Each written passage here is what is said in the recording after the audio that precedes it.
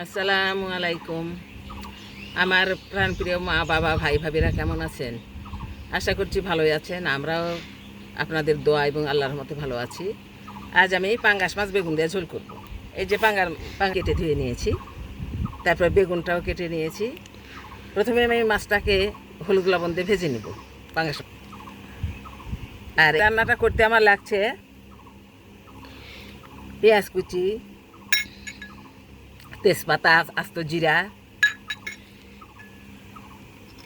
আদা বাটা, রসুন বাটা, জিরা বাটা, মরিচ গুঁড়া, হলুদ গুঁড়া, ধনিয়া গুঁড়া, স্বাদ মতো লবণ,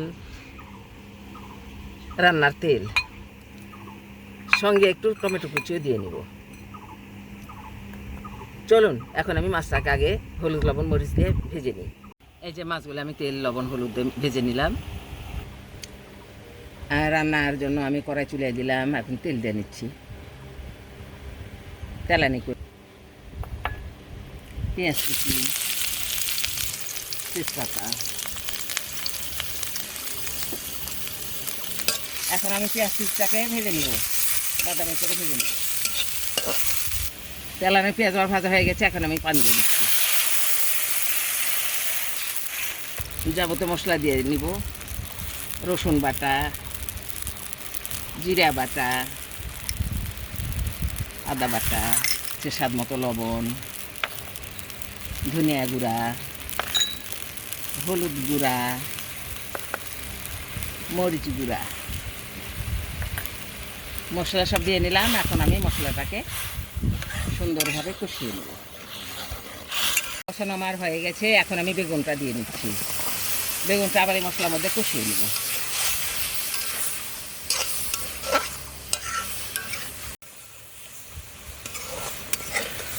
মশলায় বেগুন কষানো আমার হয়ে গেছে। এখন আমি পরিমাণ মতো ঝোল দিয়ে নিব। এখন আমি ঢেকে দিব। এখন আমি প্রথমে মাথাটাকে দিয়ে নিচ্ছি। বড় মাথা তো আগে একটু দিয়ে নিলাম যাতে সিদ্ধ হয়। পরে মাছের অন্য টুকরাগুলো আমি পরে দিব না, একটু পরেই দিয়ে নিব। আপনারা দেখতে থাকুন। এখন মাছের টুকরাগুলো আমি দিয়ে নিচ্ছি।